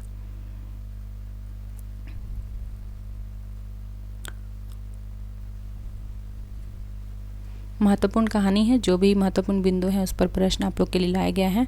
तब तक कमेंट करते चलिए कैसा प्रश्न है, कैसे प्रश्न है, ठीक। अब है तेनु भाग चढ़ना। यह जो कथन है, मतलब तेनु भाग चढ़ना मतलब क्या होता है, मतलब है कि तेरे भाग जागे। ठीक, यह आशीष शाहानी किसको देती है? बेगू पटवारी को, शेरा को, फिरोज को या इस्माइल को? तो यह जो तेरे भाग जागे, यह शाहानी आशीष देती है शेरा को जब वो पाँव छूता है। शाहानी ने कपड़े उतारकर एक स्थान पर रखे और क्या करती, पानी में चली गई। तो श्री राम करते हुए वो पानी में चली जाती है। हसैना, यह वक्त लड़ने का है, वह पागल है तो तू ही जिगरा कर लिया कर। यह कथन किसका है? तो शाहजी का है, जैना का, नवाब बीबी का या शाहानी का? तो यह शाहानी का कथन है। ठीक, जो कुछ भी हो रहा है अच्छा नहीं सेरे, आज शाहजी होते तो शायद कुछ बीच बचाव करते। प्रस्तुत कथन किसका है, किसका किससे है? ठीक, तो शाहानी का शाहजी से है, शाहानी का हसैना से है, शेरे का शाहानी से है या शाहानी का शेरे से है? तो शाहानी का शेरे से है। सब कुछ ठीक हो जाएगा, सामान बांट लिया जाएगा। यह कथन किसका है? शेरे का है, फिरोज का है, बेगू पटवारी का है या हसैना का है? जब हम कहानी पढ़ेंगे तो देखेंगे कि लोग शाहानी को मारने का प्लान बनाते हैं और बोलते हैं कि मर जाएगी तो हम सभी सामान को आपस में बांट लेंगे। ठीक, तो ये कथन किसका होता है? फिरोज का होता है। शाहानी, चलो तुम्हें घर तक छोड़ाऊं, यह कथन किसका है? तो शेरा, शाहानी, हसैना या फिरोज? किसका होता है? शेरा का होता है। क्यों? क्योंकि वह जानता है कि अगर वो नहीं गया साथ में तो शाहानी को मार दिया जाएगा। शाहानी सुनो ट्रकें लेने, शाहानी सुनो ट्रकें आती हैं लेने। यह कथन किसका है? ट्रकें आ रही हैं मतलब उसको अब क्या करना होगा? अपना घर छोड़कर जाना होगा। ठीक है, तो आप इसका हम समझ सकते हैं कि किस प्रकार की स्थिति होगी शाहानी की, और ये बहुत यथार्थ चित्रण है, उस समय हुआ भी होगा। फिरोज का, शेरा का, रसूली का या बेगू पटवारी का? तो यह कथन कौन है, किसका कथन है? रसूली का कथन है। वह कहता है कि शाहानी तुम्हें ट्रकें लेने आ रही हैं। ठीक, कौन नहीं है आज वहाँ? सारा गांव है जो उसके इशारों पर नाचता था कभी। उसकी असमियाँ हैं जिन्हें उसने अपने रिश्ते नातेदारों से कभी कम नहीं समझा। लेकिन नहीं, आज उसका कोई नहीं, आज वह अकेली है। यह भीड़ की नहीं, उसमें कुल्लूवाला के जाट। वह क्या सुबह ही ना समझ गई थी? मतलब वो जो घटनाएं घट रही है वह जान गई थी पहले ही सभी चीज़ें। तो यह कथन किस कहानी से उद्धृत है? अमृतसर आ गया, तीसरी कसम, लाल पान की बेगम या सिक्का बदल गया? तो सिक्का बदल गया कहानी से उद्धृत है। कौन शाहानी के निकट आकर खड़े हो जाते हैं? जब हम कहानी पढ़ेंगे तो देखेंगे दो पात्र जो हैं वो शाहानी के निकट आकर खड़े हो जाते हैं। तो वह कौन कौन? बेगू पटवारी और इस्माइल, दाऊद खां और इस्माइल, नवाब बीबी और जौलदार, रसूली और इस्माइल। तो बेगू पटवारी और इस्माइल उसके पास आकर खड़े हो जाते हैं। आगे चलते हैं। शाहानी रब नू यही मंजूर सी। तो यह कथन किसका है? शाहानी रब नू यही मंजूर सी रसूली का है, दाऊद खां का है, इस्माइल का है, बेगू पटवारी का है या जौलदार का है? कि शाहानी रब नू यही मंजूर था। तो यह किसका कथन है? बेगू पटवारी का कथन है। ध्यान में रखेंगे, सभी महत्वपूर्ण बिंदुएं हैं। शाहानी कुछ कह जाओ, तुम्हारी मुंह से निकली आशीष झूठी नहीं हो सकती। यह कौन कहता है कि शाहानी कुछ कह जाओ, तुम्हारे मुंह से निकली हुई आशीष झूठी नहीं हो सकती? इस्माइल, बेगू पटवारी, शेरा या दाऊद खां? तो कौन कहता है? यह इस्माइल कहता है। ठीक, क्या गुजर रही है शाहानी पर, मगर क्या हो सकता है? सिक्का बदल गया। यह कौन सोच रहा है कि क्या गुजर रही है सहानी पर, लेकिन कुछ नहीं हो सकता है, सिक्का बदल गया है। कौन सा पात्र सोच रहा है? बेगू पटवारी, जौलदार, सेरा और इस्माइल। कौन सा पात्र सोच रहा है? तो ये बेगू पटवारी सोच रहा है। ठीक। किसके मंगेतर को सोने के कनफूल दिए थे मुँह दिखाई में सहानी ने? तो ये हम पढ़ चुके हैं। इस्माइल के मंगेतर को, दाऊद खां के मंगेतर को, बेगू पटवारी के मंगेतर को, फिरोज के मंगेतर को या जैना को। तो जो थानेदार दाऊद खां की मंगेतर होती हैं उसको कानफूल दिए थे सहानी ने। सहानी भागो वाला मशीद बनेगी, 300 रुपये देना पड़ेगा। यह कथन किसने सहानी से कहा था कि भागो वाली मस्जिद बनेगी, मतलब मस्जिद बनेगी, तुमको 300 रुपये देने पड़ेंगे? किसने कहा था? इस्माइल ने, फिरोज ने, नवाब बीबी ने, बेगू पटवारी ने या दाऊद खां ने? तो यह दाऊद खां ने कहा था कि भागो वाली मस्जिद बनेगी और तुमको 300 रुपये देने हैं। सहानी डेवढ़ी के निकट जाकर बोला, देर हो रही है सहानी, धीरे से, कुछ साथ रखना हो तो रख लो, कुछ साथ बांध लिया है सोना चांदी। तो यह कौन कहता है? इस्माइल कहता है, बेगू पटवारी, दाऊद खां और सेरा। कौन कहता है? तो ये दाऊद खां कहता है कि देर हो रही है, और साथ में क्या कहता है कि कुछ साथ रखना हो तो रख लो, जैसे सोना चांदी। तो यह कौन कहता है? तो दाऊद खां कहता है। ठीक। सोना चांदी, जरा ठहर कर सादगी से कहा, सोना चांदी बच्चा यह सब तुम लोगों के लिए है, मेरा सोना तो एक एक जमीन में बिछा है। किसने किससे कहा था? तो सहानी ने शाहजी से कहा था, सहानी ने शेरे से कहा था, सहानी ने दाऊद खां से कहा था, या सहानी ने बेगू पटवारी से कहा था? तो सहानी ने दाऊद खां से कहा था। ठीक। अब यहीं समाप्त होता है हमारा जो सिक्का बदल गया कहानी है। ठीक। कैसा लग रहा है वीडियो? कमेंट करते चलिए, लाइक कर दीजिए। ठीक। अब जो हमारी तीसरी कहानी है वह कौन सी है? तो हमारी तीसरी कहानी है लाल पान की बेगम। लाल पान की बेगम, यह जो कहानी है, और तीसरी कसम कहानी और लाल पान की बेगम, ये दोनों ही कहानियाँ ठुमरी में संकलित हैं। ध्यान में रख लीजिएगा, किस में संकलित है? ठुमरी में। ठीक है। जिसका प्रकाशन वर्ष मैंने बता ही दिया था, 1959। लेकिन लाल पान की बेगम कहानी का प्रकाशन वर्ष क्या है? लाल पान की बेगम कहानी का प्रकाशन वर्ष है 1957। 1957 इस कहानी का प्रकाशन वर्ष है। और किस पत्रिका में लाल पान की बेगम कहानी प्रकाशित हुई है? तो वह है कहानी पत्रिका में। ठीक। किसमें प्रकाशित है? कहानी पत्रिका में। और संकलित किस में है लाल पान की बेगम? मैंने बताया ठुमरी में, जिसका प्रकाशन वर्ष है 1959, 1959। ठीक। और किस प्रकार की कहानी है? आंचलिक पृष्ठभूमि पर लिखी गई कहानी है, और हम देखेंगे इसमें स्त्री के स्वाभिमान और उसके आकांक्षा का चित्रण किया गया है। देखते हैं बिरजू की उम्र कितनी बताई गई है। बिरजू जिसकी उम्र कितनी बताई गई है, और बिरजू है कौन? इस कहानी में प्रमुख पात्र, अगर बात करूं मैं कि प्रमुख पात्र कौन है, तो इस कहानी के प्रमुख पात्र का क्या नाम है अगर मैं ये बताऊं तो बिरजू की माँ है। ठीक। और उसके साथ ही बिरजू के पापा हैं, बिरजू के बप्पा करके उनका जिक्र आया है, चंपिया है, बिरजू है, मखनी फुआ है, जंगी की पतोहू है। ठीक। ये सभी प्रमुख पात्र के तौर पर आते हैं।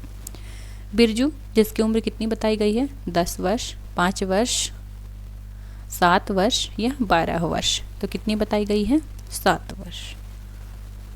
ठीक। आगे देखते हैं।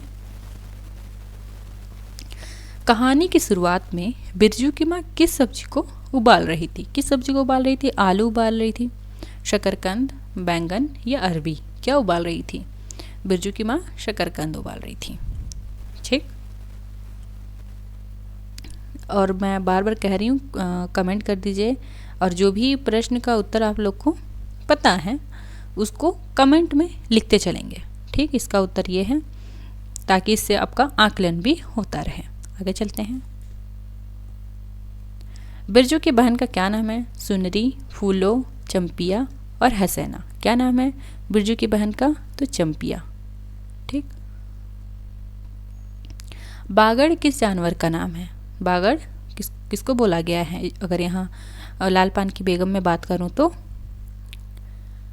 गाय, बकरी, भैंस और कुत्ता, तो किसको बोला गया है? बागड़। ये एक प्रश्न आप लोगों के लिए है, आप लोग मुझे कमेंट करके बताइए। इसका उत्तर मैं आप लोग को नहीं बताऊंगी। ठीक है, चलिए बताइए। बिरजू की माँ बागड़ पर गुस्सा क्यों निकालना चाहती थी? क्यों निकालना चाहती थी?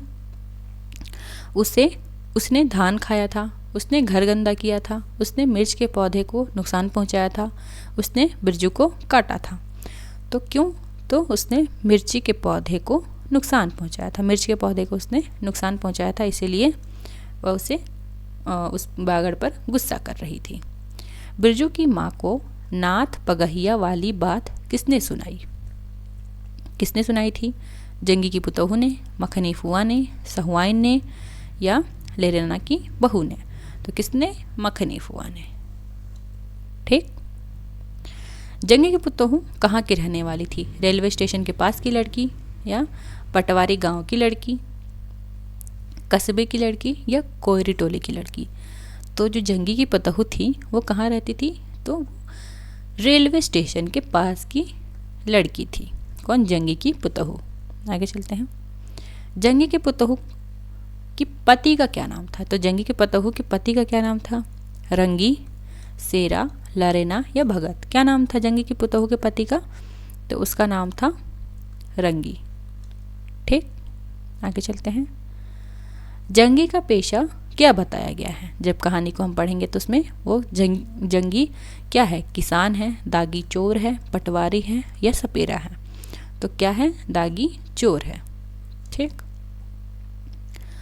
गांव की औरतें किस तरह की औरतों को बाइस्कोप का गीत गाने वाली कहकर ताना देती है? किस औरत को? जमींदार की स्त्रियों को, नाचने वाली औरतों को, मजदूरिन या गरीब विधवाओं को? तो नाचने वाली औरतों को कहती हैं। ठीक। आगे चलते हैं। बिरजू की माँ पर कौन सी चुभन हुई अफवाह फैल गई थी? वह चोरी करती है, उसके आंगन में रात भर बिजली बत्ती जलती है, वह लाल पान खाती है, वह सहुआइन से लड़ती है। तो क्या फैल गया था? तो उसके आंगन में रात भर बिजली बत्ती जलती है, भग भग करती है। ठीक। बिरजू नाच देखने जाने के लिए मन ही मन किस देवता से प्रार्थना करता है? किस देवता से प्रार्थना करता है और क्यों करता है? क्योंकि उसके जो पापा होते हैं, बिरजू के पप्पा, उसको गाड़ी लाने में देर हो जाती है।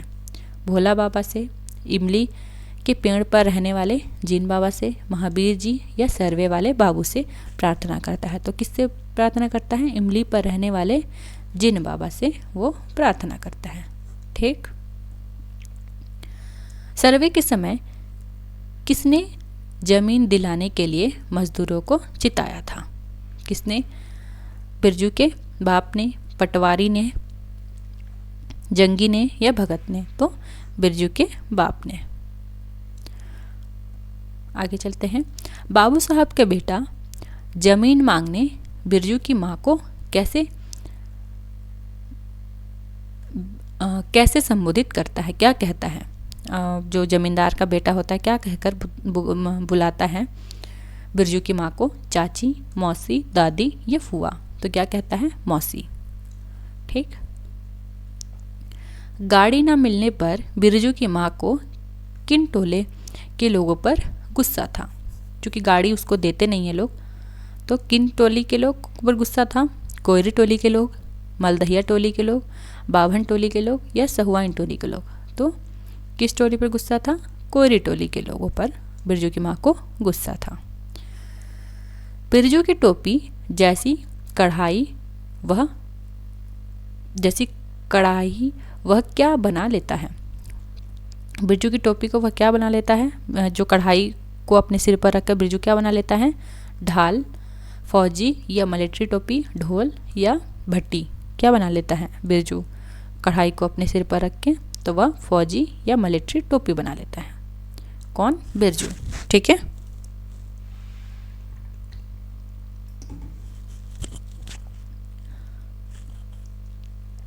बिरजू की माँ ने अपने गुस्से में बांगड़ को किसके हवाले करने की सोची थी?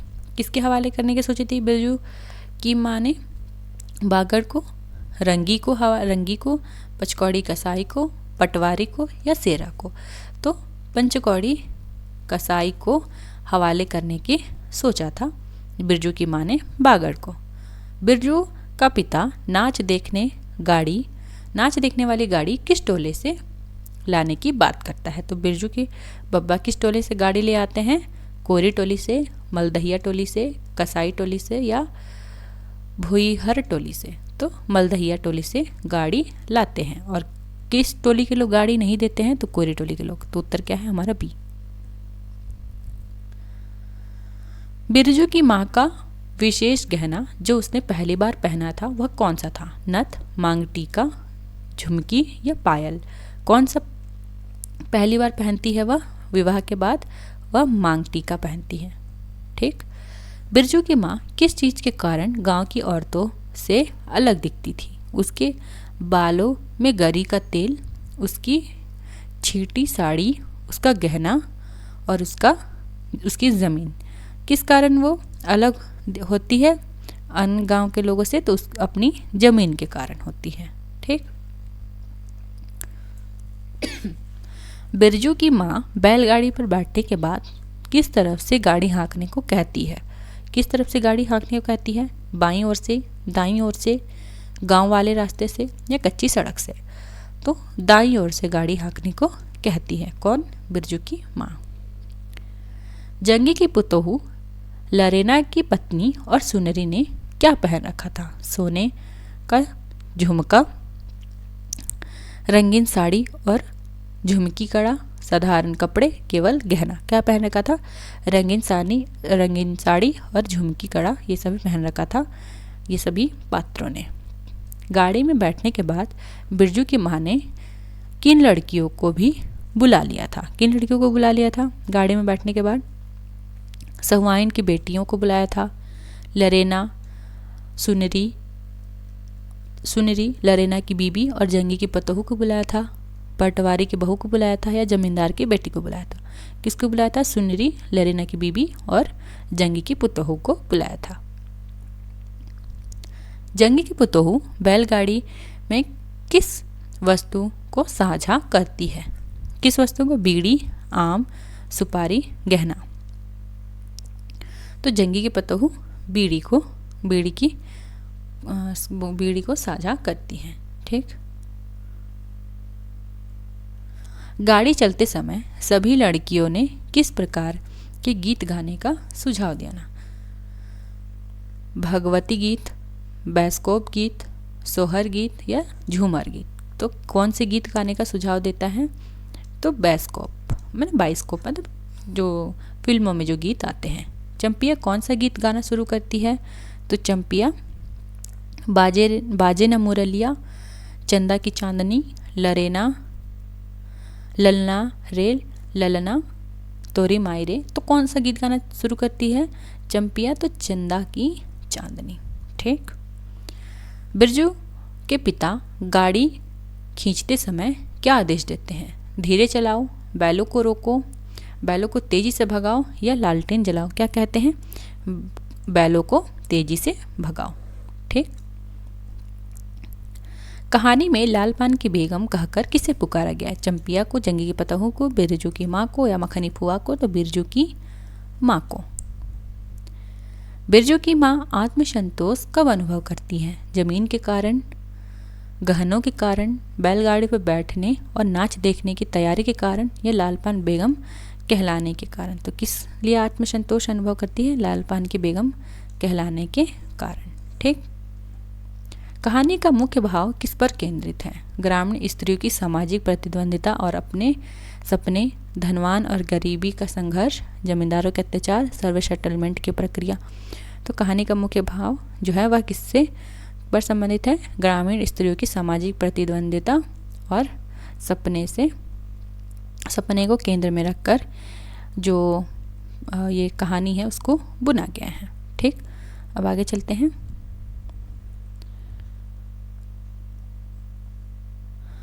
क्यों बिरजू की माँ नाच देखने नहीं जाएगी क्या? यह कथन किसका है? तो किसका है यह कथन?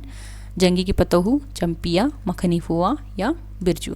तो मखनी फुआ का ये कथन है।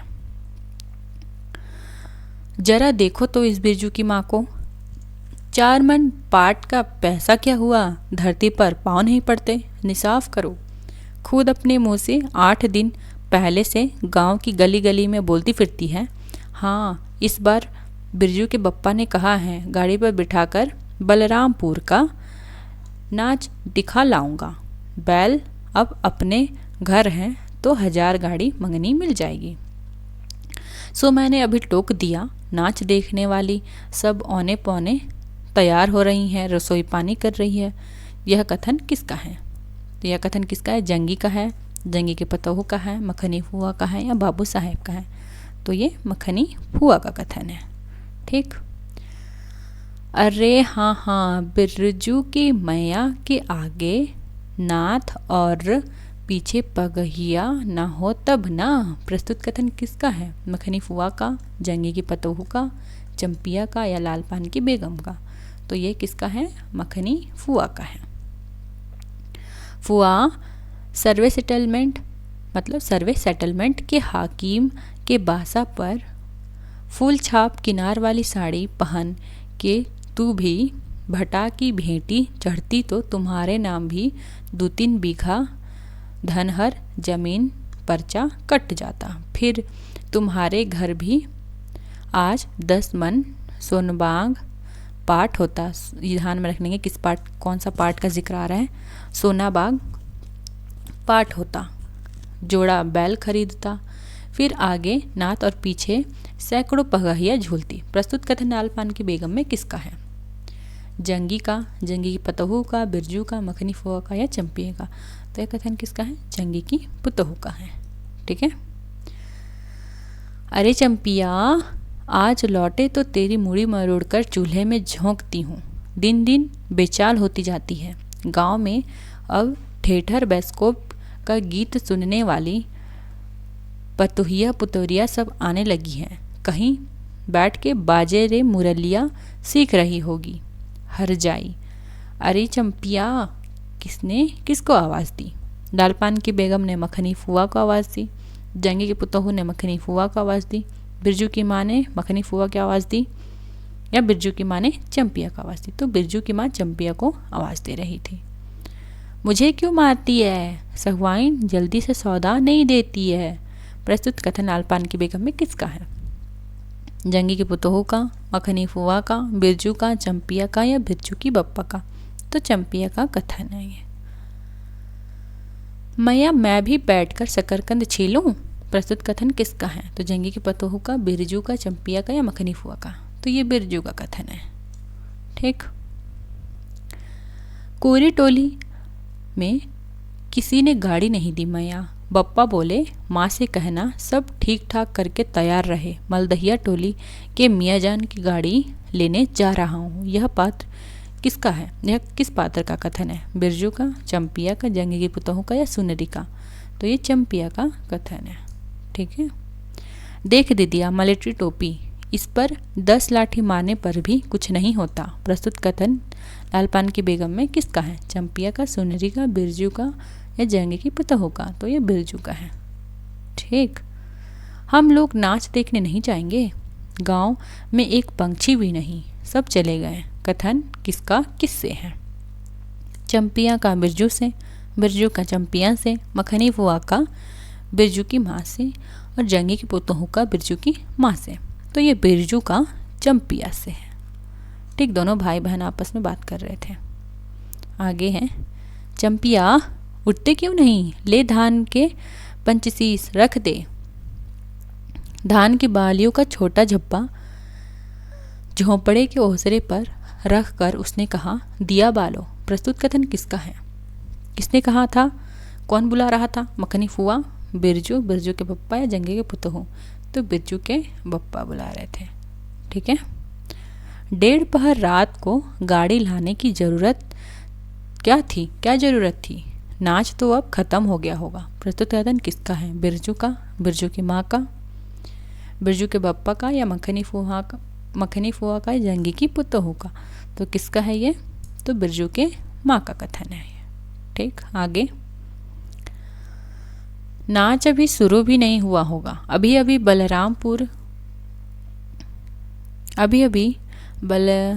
बलमपुर के बाबू की सपना गाड़ी मोहनपुर होटल बंगला के हाकिम साहब को लाने गई है। इस साल आखिरी नाच है। प्रस्तुत कथन किसका है? बिरजू का, बिरजू की माँ का, बिरजू के पप्पा का, या चंपिया का? तो ये बिरजू के पप्पा का है। हाँ, अब फुआ क्यों गुहारती है? सारे टोले में बस एक फुआ ही तो बिना नात और पगहिया वाली है।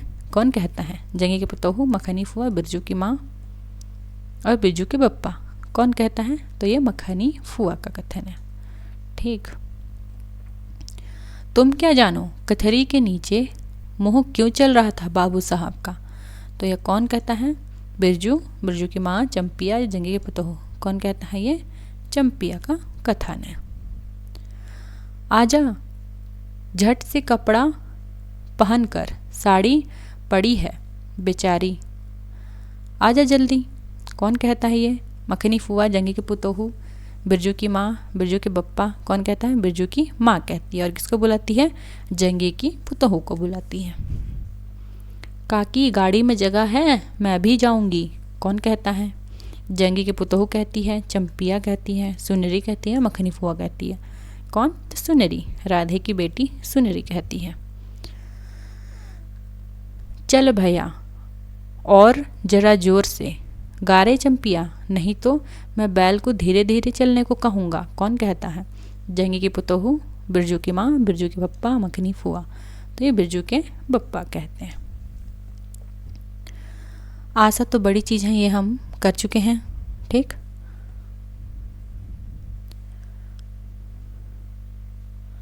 कुछ और प्रश्न बच गए हैं। तीसरी कसम से उसे कर लेते हैं।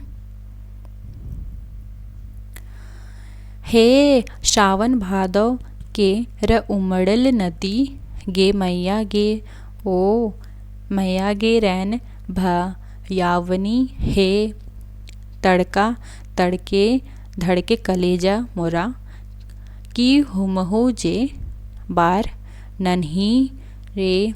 ये गीत कौन गाता है? हीरामन गाता है, लहसनवा, पलटदास, या हीराबाई? कौन गाता है? हीरामन ये गीत गाता है।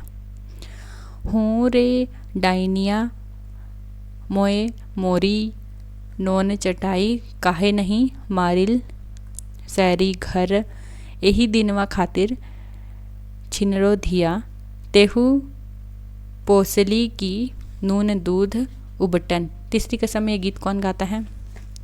तो ये सभी गीत हैं जो कौन सा पात्र गाता है? लहसनवा, पलटदास, हीरामन, हीराबाई? कौन गाता है? हीरामन। ठीक है। सजन रे झूठ मत बोलो, खुदा के पास जाना है, ना ही हाथी नहीं घोड़ा ना ही गाड़ी, वहाँ पैदल ही जाना है, सजन रे झूठ मत बोलो। यह गीत कौन गाता है? लालमोहर, धुनीराम, पलटदास, हीरामन, हीराबाई? हीरामन गाता है। ठीक है। तेरी बाकी अदा पर मैं खुद हूँ फिदा, तेरी चाहत को दिलबर बया क्या करूँ, यही ख्वाहिश तू मुझको देखा करे और दिलो जान मैं तुझको देखा करूँ, हर आदमी का दिल नगाड़ा हो गया है। यह कथन किस कहानी से उद्धृत है? लालपान की बेगम, तीसरी कसम, परिंदे, रोज, आकाशदीप? तो यह जो है तीसरी कसम कहानी से उद्धृत गीत है। ठीक है। अभी ईदगाह से भी कुछ प्रश्न बचे हैं। मोहसिन कौन सा खिलौना लेता है? मोहसिन बता दीजिए। मोहसिन भिश्ती लेता है, सिपाही लेता है, वकील या धोबी? तो मोहसिन भिश्ती लेता है। ठीक है। सिपाही कौन लेता है? सिपाही शम्मी, नूरे, मोहसिन या महमूद? तो सिपाही महमूद लेता है। ठीक। नूरे कौन सा खिलौना लेता है? तो नूरे सिपाही, गुड़िया, भिश्ती या वकील? तो वकील लेता है। धोबिन और खंजरी कौन सा पात्र लेती है? नूरे, सामी, महमूद, मोहसिन? तो सामी। कमर झुकी हुई है। प्रश्न कैसे लग रहे हैं आप लोग ज़रूर बता दीजिए, कमेंट कर दीजिए, ठीक है। बहुत ही मेहनत लगते हैं इन प्रश्नों को बनाने में। अभी कुछ प्रश्न बचे हुए हैं और आप लोग वीडियो पूरा देखा करिए, वीडियो को शेयर भी कर दिया करिए अपने मित्र के साथ जो भी इस प्रिपरेशन में हैं, तो उनको शेयर कर दिया करिए। और इसके साथ ही अगर स्टडी रिलेटेड ग्रुप हैं आपके पास तो उन सब में शेयर कर दिया करिए, ठीक है। तो जो बच्चे हैं प्रश्न को कर लेते हैं। कमर झुकी हुई है, ऊपर मशक रखे हुए हैं, मशक का मुंह एक हाथ से पकड़े हुए हैं, कितना प्रसन्न है, शायद कोई गीत गा रहा है, बस मशक में पानी अड़ेला ही चाहता है। किसके खिलौने के संबंध में यह कहा गया है? ध्यान में रख लीजिएगा। तो यह किसके खिलौने के संबंध में कहा गया है? मोहसिन। ऑप्शंस देख लेते हैं पहले। मोहसिन, महमूद, नूरे, सामी। तो मोहसिन के खिलौने के संबंध में कहा गया है, ठीक। मोहसिन लेता क्या है? अब आप लोग मुझे कमेंट करके बताइए, मैं बहुत बार बता चुकी। विद्वता है, विद्वता है उसके मुख पर, काला चोगा, नीचे सफ़ेद अचकन, अचकन के सामने की जेब में घड़ी, सुनहरी जंजीर, एक हाथ में कानून का पोथा लिए हुए है, मालूम होता है अभी किसी अदालत से जिरह या बहस किए चले आ रहे हैं। किसके खिलौने के संबंध में कहा गया है? नूरे, सामी, महमूद या मोहसिन? तो महमूद के खिलौने के नहीं, तो यह किसके खिलौने के संबंध में कहा गया है? तो यह जो है नूरे के खिलौने के संबंध में कहा गया। नूरे ने क्या लिया था? कौन सा खिलौना लिया था? तो नूरे ने वकील लिया था, ठीक, वकील, उसी के खिलौने के संबंध में कहा गया है। अभी खाकी वर्दी और लाल पगड़ी वाला कंधे पर बंदूक रखे हुए मालूम होता है अभी कवायद किए चला आ रहा है। कौन कवायद किए चला आ रहा है? महमूद का सिपाही, नूरे का वकील, सम्मी की धोबिन और मोहसिन का भिश्ती। तो कौन कवायद किए चला आ रहा है? खाकी वर्दी में और लाल पगड़ी में ये महमूद का सिपाही। मोहसिन के मामू कितने रुपए वेतन कमाते थे और कितने रुपए घर भेजते थे? तो कितना जिक्र किया गया है, हम उस पहले भी पढ़ चुके हैं। 12 रुपये कमाते थे और 50 रुपये घर भेजते थे, ठीक। यहीं पर हमारी आज जो हमने 4 कहानियाँ की उनकी इसकी श्रृंखला समाप्त होती है। वीडियो कैसा लगा ज़रूर बताइए। चैनल को लाइक कर दीजिए, शेयर कर दीजिए, सब्सक्राइब कर लीजिए चैनल को, बेल आइकन प्रेस कर लीजिए ताकि नोटिफिकेशन मिलता रहे आप लोग को। मिलते हैं नेक्स्ट क्लास में, तब तक के लिए टाटा बाय।